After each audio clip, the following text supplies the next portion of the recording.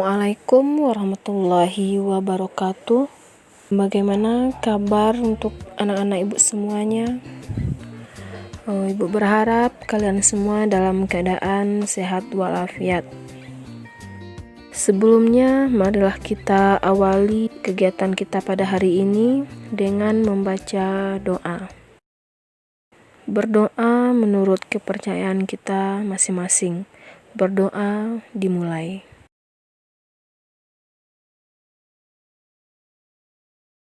Berdoa selesai.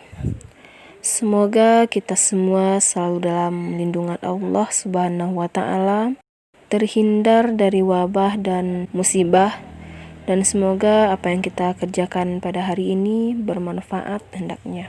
Amin ya Rabbal Alamin. Baiklah, sebelum kita mulai pelajaran kita pada hari ini, ada baiknya kita perkenalan terlebih dahulu. Mungkin ada anak-anak ibu yang belum kenal. Ibu perkenalkan diri dulu. Nama Triwulan Handayani, SPDI, tempat tanggal lahir Koto Tengah 24 Agustus 1989. Alamat Siula, Desa Telagu Biru. Mata pelajaran Pendidikan Agama Islam dan Budi Pekerti. Baiklah, untuk semuanya, pada masa pandemi ini, alhamdulillah kita masih bisa belajar meskipun secara online. Baiklah, pada semester 1 ini untuk kelas 8, pada bab pertama kita membahas tentang meyakini kitab-kitab Allah dan mencintai Al-Quran.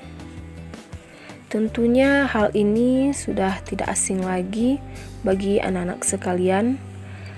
Meyakini kitab-kitab Allah berarti kita beriman kepada kitab-kitab Allah.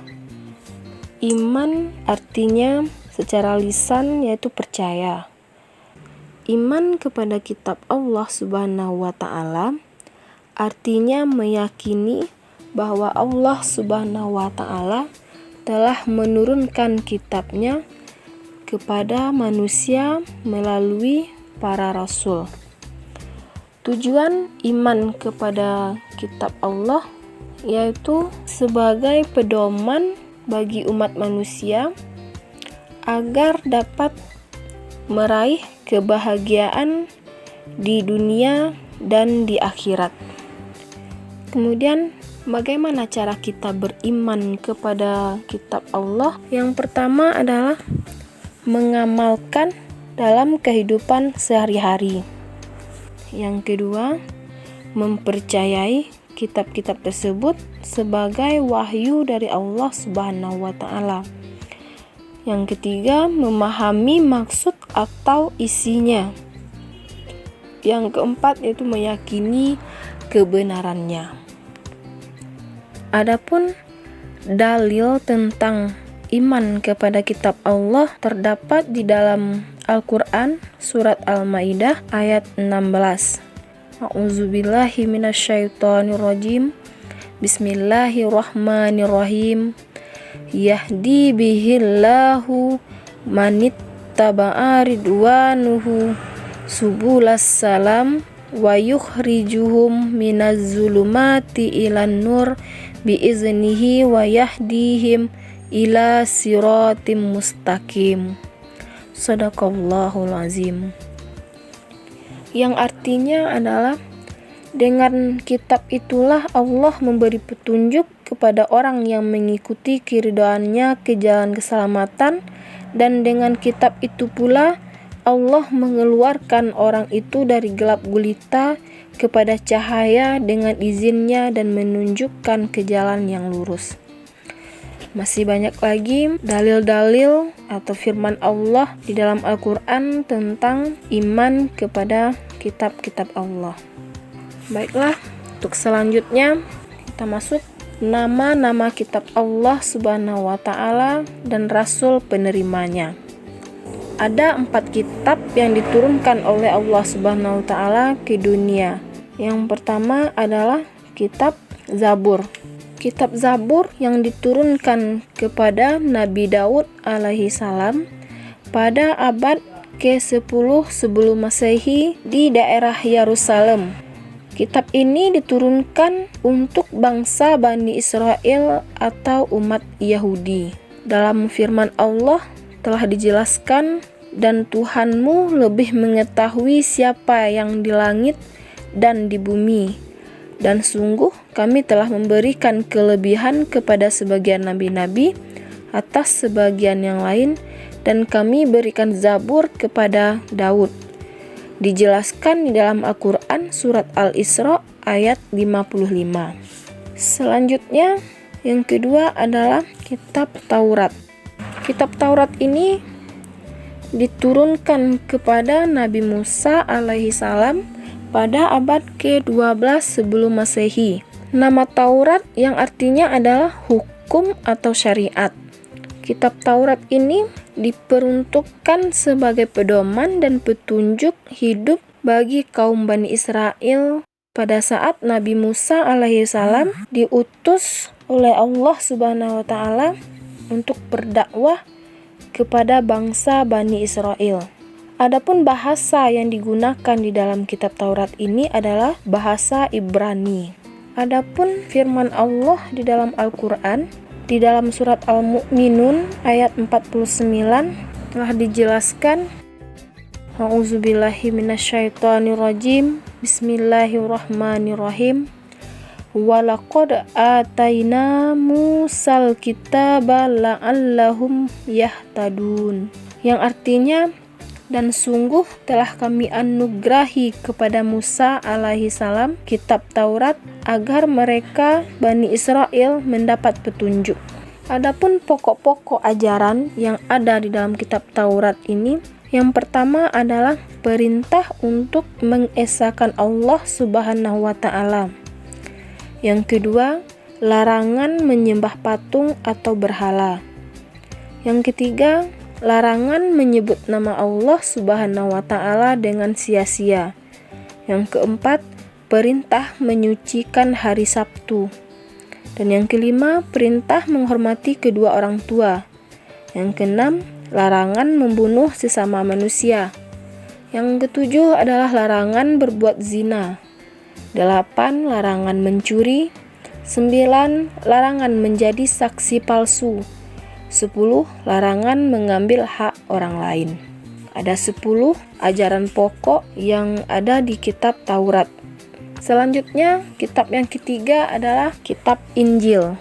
Kitab Injil ini diturunkan kepada Nabi Isa alaihi salam pada permulaan abad 1 Masehi.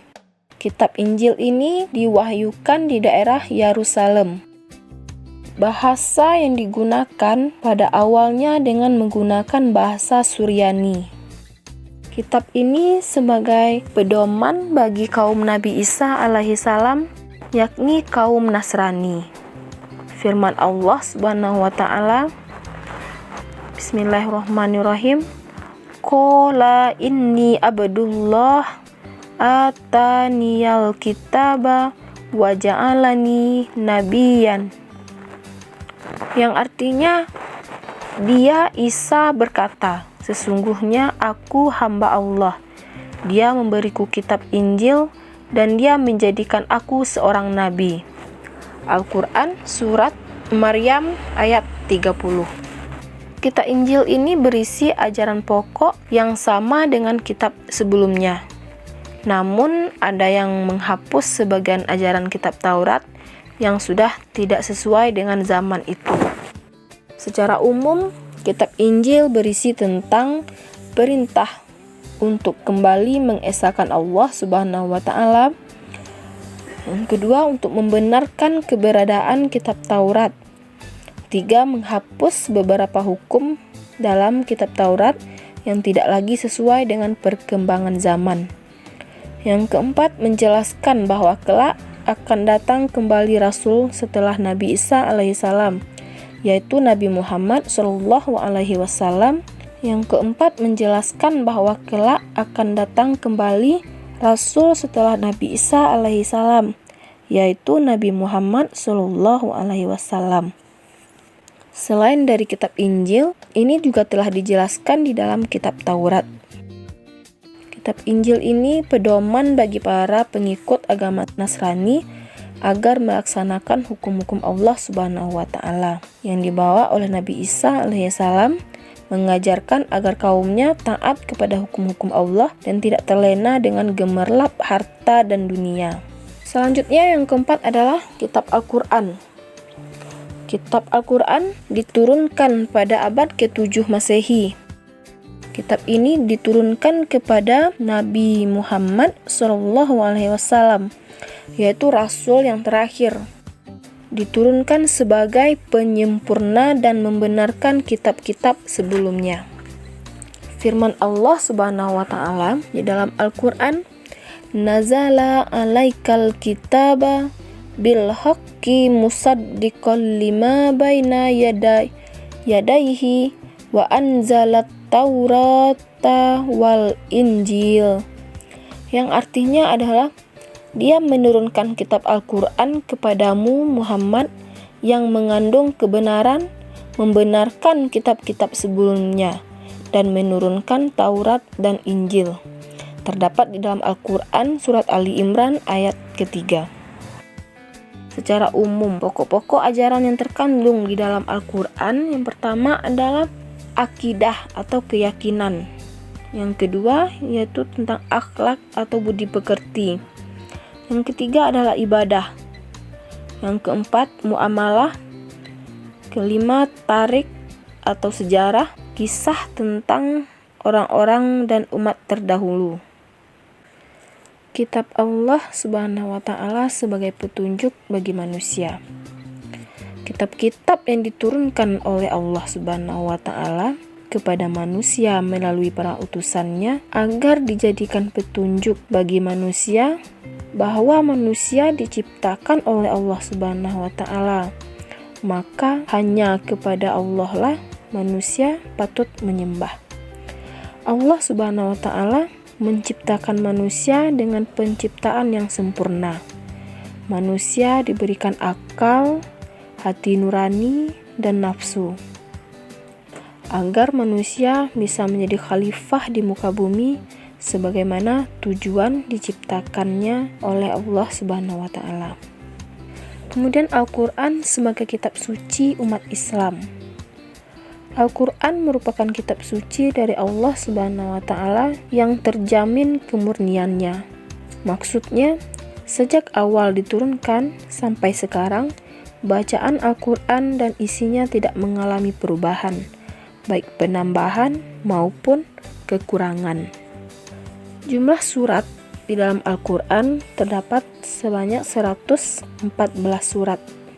Al-Quran diturunkan secara berangsur-angsur dan secara bertahap sedikit demi sedikit dalam kurun waktu 22 tahun, 2 bulan, 22 hari. Kitab Al-Quran ini sebagai pedoman dalam kehidupan sehari-hari. Karena kita meyakini Al-Quran dan mengamalkan Al-Quran, hendaknya hidup kita terarah dan selamat sampai tujuan hidup yang sebenarnya.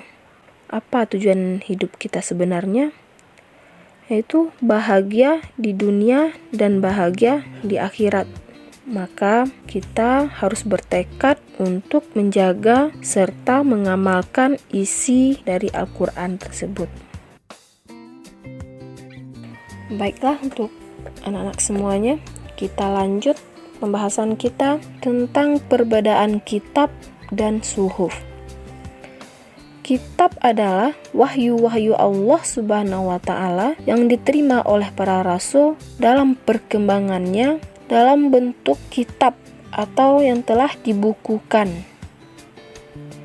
Kemudian suhuf adalah wahyu Allah Subhanahu wa Ta'ala dalam bentuk lembaran-lembaran terpisah.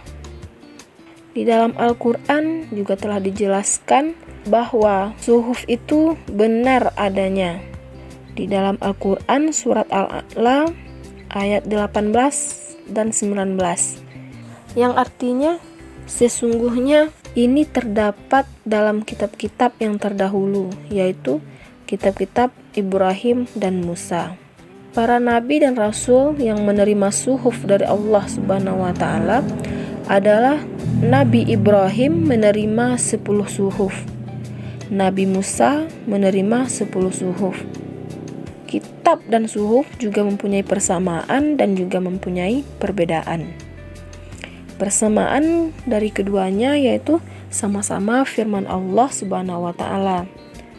Adapun perbedaannya yaitu isi kitab lebih lengkap daripada suhuf. Yang kedua, bentuk dari kitab sudah dibukukan, sedangkan suhuf masih berbentuk lembaran-lembaran yang terpisah. Yang ketiga, kitab biasanya berlaku lebih lama daripada suhuf. Itulah perbedaan kitab dan suhuf. Baiklah, untuk anak-anak semuanya, untuk tugasnya di rumah, kamu cari ayat-ayat Al-Quran yang menyangkut tentang 5 hal pokok, yaitu tentang akidah, akhlak, ibadah, muamalah, dan tarik. Yang menyangkut tentang akidah, 1 ayat, akhlak 1 ayat, ibadah begitu juga, muamalah dan tarik. Jadi jumlah semuanya adalah 5 ayat. Yang kedua, kamu cari hikmah beriman kepada kitab Allah Subhanahu wa taala. Ditulis di buku dan dikumpulkan pada hari Jumat. Baiklah, untuk anak-anak semuanya, sampai di sini dulu pertemuan kita pada kesempatan kali ini. Kita sambung untuk bab berikutnya pada pertemuan berikutnya. Baiklah, Bu akhiri dengan wabillahi taufik wal hidayah. Wassalamualaikum warahmatullahi wabarakatuh.